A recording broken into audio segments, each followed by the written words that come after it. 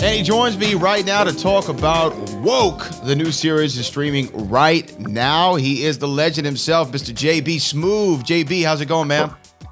Hey, man, I ain't complaining, man. You know, we just moving and shaking, man, tackling these amazing projects, man, and just happy to be, able to provide some amazing entertainment to people, man. So, that's what we are right now, coming out of this craziness, but we moving. I mean, you're always moving, brother. You're always doing something that's important and that's touching people at a massive level, man. Let's talk about Woke. Tell me a little bit about the series and how you got involved in it. You know what, man? It's amazing because I've been blessed to be able to do a lot of. I call this a little bit of animation, a little bit of live because I play a pin to the main character, Keith. He's a popular activist on the rise, facing this crazy world, man, where woke has become a popular word, man. And I think what is crazy about the character is a lot of times they'll call me about these characters and, I like them to have a meaning and something powerful behind them, but that doesn't always happen. Sometimes it's just me having fun, whether it's doing Teenage Mutant Ninja Turtles, the Smurfs, or Harley Quinn. But this is great because I'm playing opposite, live characters. I'm one of the animated characters on a live show. So this is great. And this new season, it kind of picks up exactly where we left off at, which is, this character Keith, man, has become, he's become the voice of this woke climate we're in, and I'm happy I'm back to be a part of that, man. So, and they're having the most fun because they're live characters, but I get a chance to have my input and navigate this dude's life, man. So I think I have the most fun because I'm the one who's amping them up, man, and tackle these crazy world. So.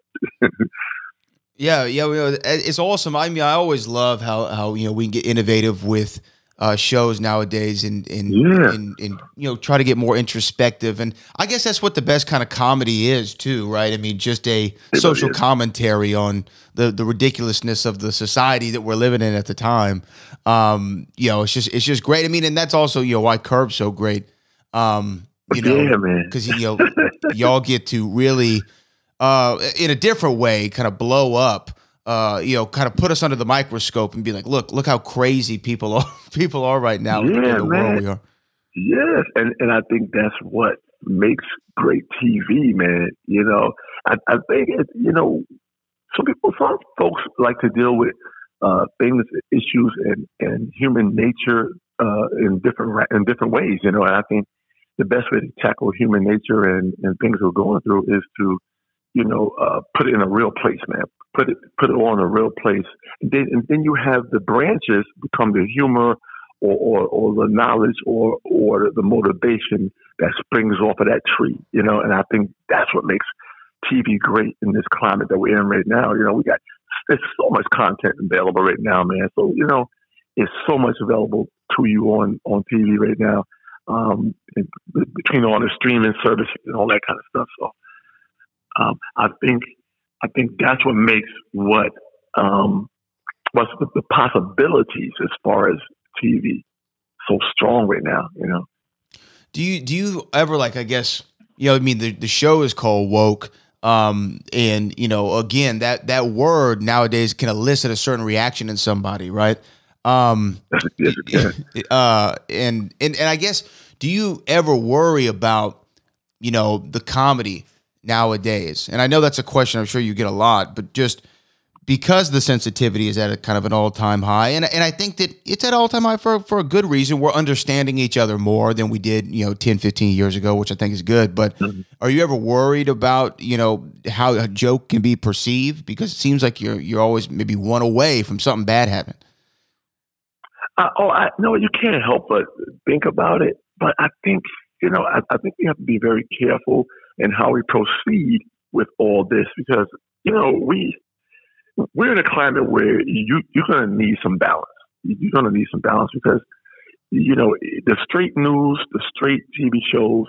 Look at what you learn from regular TV shows. I think we focus on things that are actually trying to take the sting off of the direct hit of the news. The direct hit of things going on in the world. I think humor is the best way to combat that. But I think humor gets a bad rap because sometimes you say things in jest, but sometimes but for some reason the comedian is we get it as if that is what we are actually using as a weapon, as opposed to using it as something that's going to eliminate the stress and bring down that level. And it's our take on the world that seems to be an issue. The world is what it is, but our take on the world can relieve some of that stress. So I think the comedian gets a bad rap sometimes. And I think we have to be careful because, as we go forward with comedy, I mean, who's to say that, you're at a comedy special and you're laughing at something and the camera's on you laughing?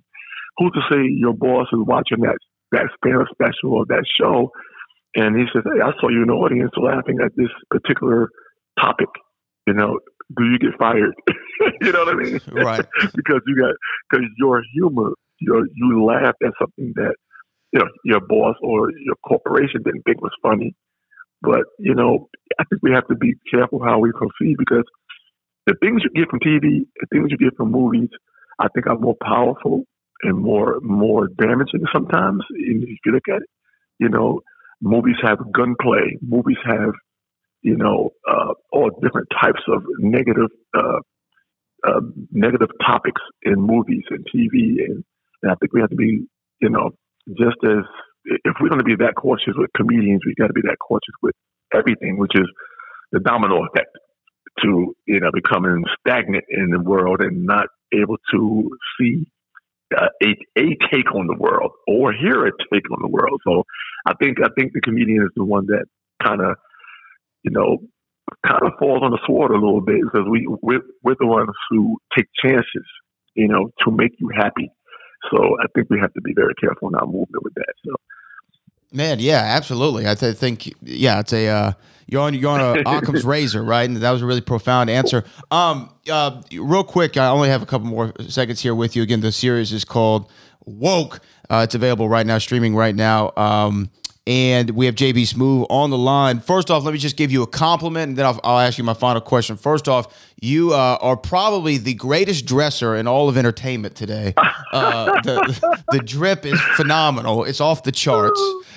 So I just, from one guy who likes to dress in a suit to another, I just salute you on that, my man. And real quick, just for Curb Your Enthusiasm, only question, your favorite episode, because Leon has so many quotables.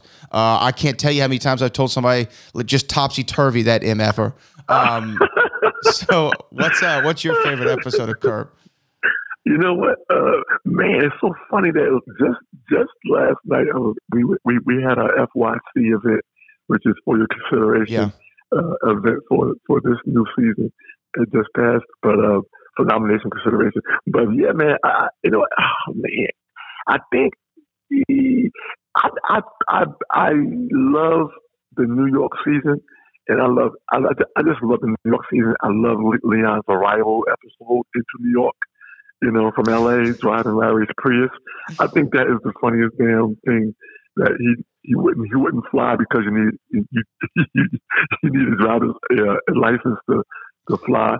I like that he took a chance and just drove across the country to be with Larry in New York from LA. I think that New York season is great because I'm a New Yorker and Larry's a New Yorker. I think it really was a fun season to be a part of, the Michael J. Fox stuff and all that stuff. I think that was really my favorite season is Leon's arrival into New York. I think that's, every season, I love all of them. I just think, and I like Leon's when he first met Larry. I think that is a fun episode also. Yeah, there's a ton of them. Curb Your Enthusiasm, one of the greatest shows of all time. And y'all go check out Woke on Hulu. He is JB Smoove. JB, thanks for joining us. Hey, man, appreciation always.